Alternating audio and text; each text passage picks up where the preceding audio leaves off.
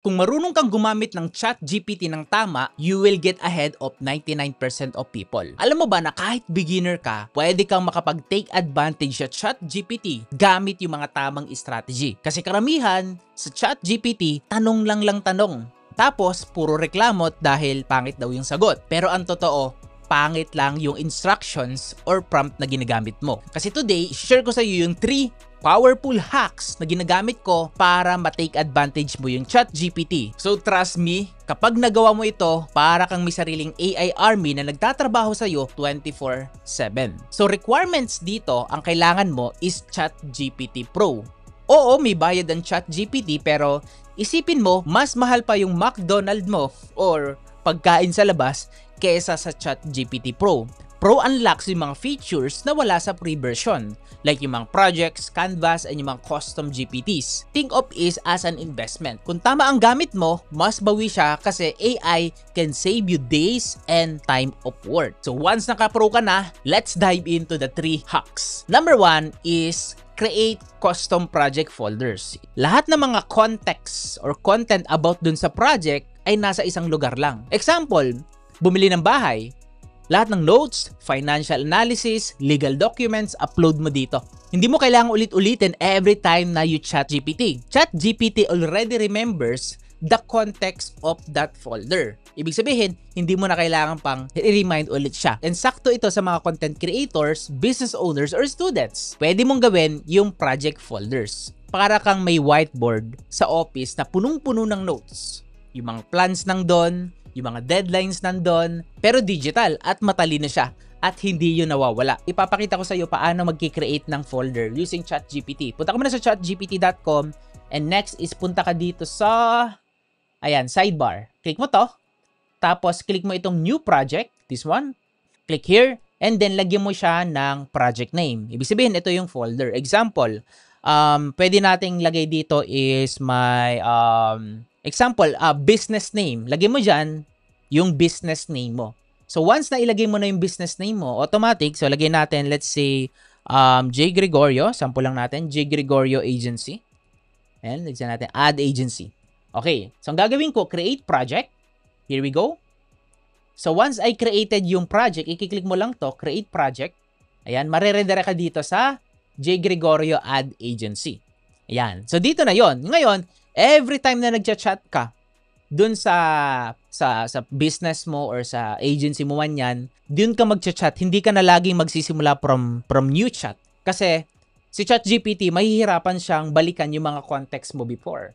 So by using folder, mas nagiging accurate ngayon yung mga ibibigay na response sa'yo ni ChatGPT. Kaya sobrang powerful na dapat meron kang project folder kapag gumagamit ka ng ChatGPT. So dito sa folder na to, nandito rin tayo, you can add a custom instructions.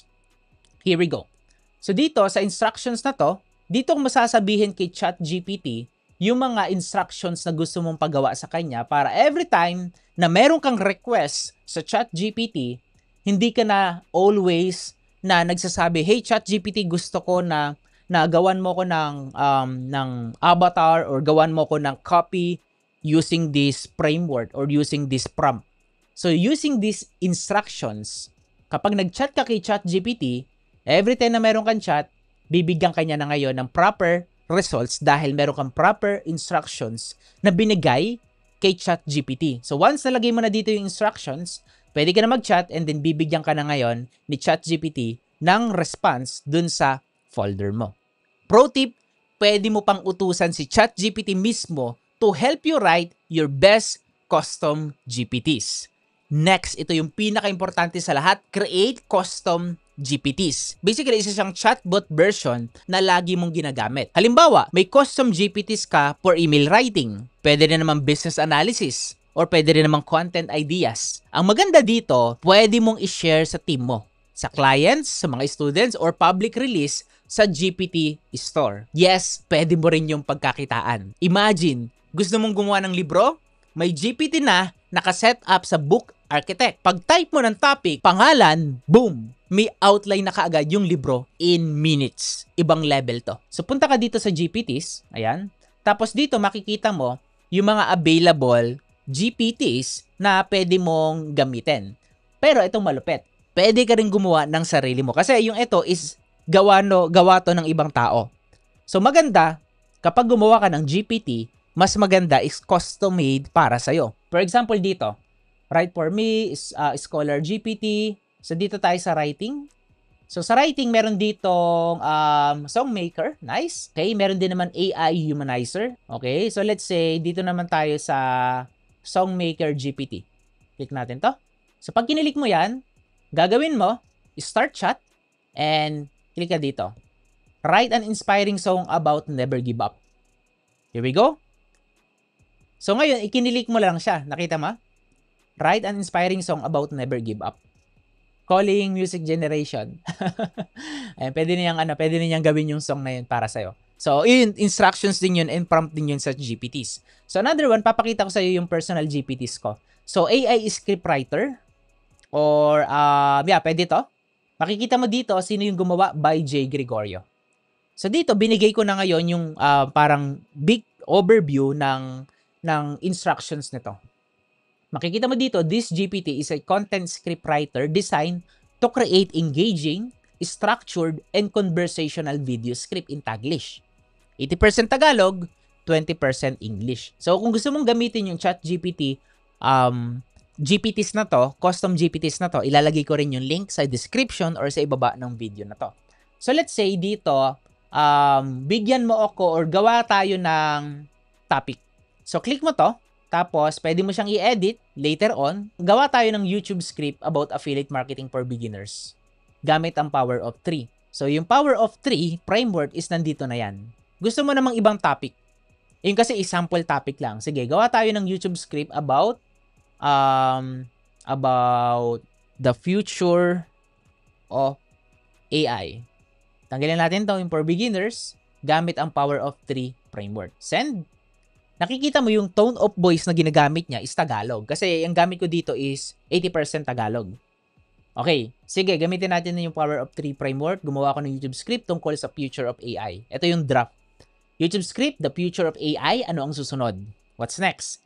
AI is shaping our future. Ito yung hook na tinatawag. Imagine mo, content AI sa trabaho, subpoint automation. Habang may mawawala, may mga bagong trabaho rin nalilitaw.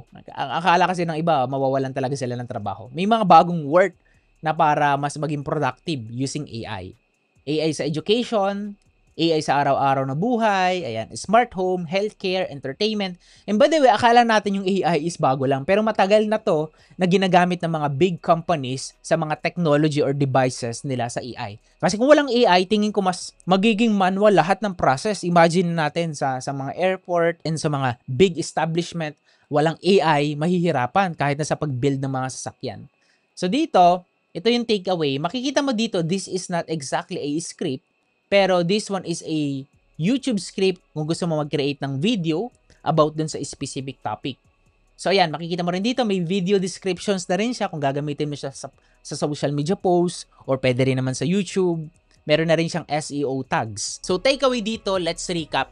Get ChatGPT Pro, investment ito, and hindi siya expenses. Use project folders para makip mo yung lahat ng context in one place para super smart yung AI na ginagamit mo. Set custom instructions para consistent ang output na swak sa style mo. Last, create custom GPTs para may AI clones ka for repeatable tasks. Iyon yung magiging edge mo sa mga ibang gumagamit ng ChatGPT. Since tinapos mo yung video na to, meron akong ibibigay sa'yo na 17,500 ChatGPT prompts for free.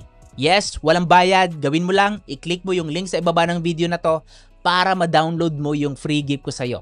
Para sa'yo lang to, go ahead, click the link below to download yung free gift ko sa'yo na 17,500 ChatGPT prompts. Question, saan mo siya gagamitin? You can use it for copywriting, advertising. So meron ka na ngayong mga prompt na pwede mo pang i-improve using ChatGPT. And maganda dito, marami ka na ngayong mga different contexts and use cases para hindi ka mahirapan anong prompt yung gagamitin mo sa ChatGPT mo. So give ko sa iyo to, go ahead, click the link below to download your free 17,500 plus ChatGPT prompts. Once again, this is Coach Jay and magkita-kita tayo on the next video.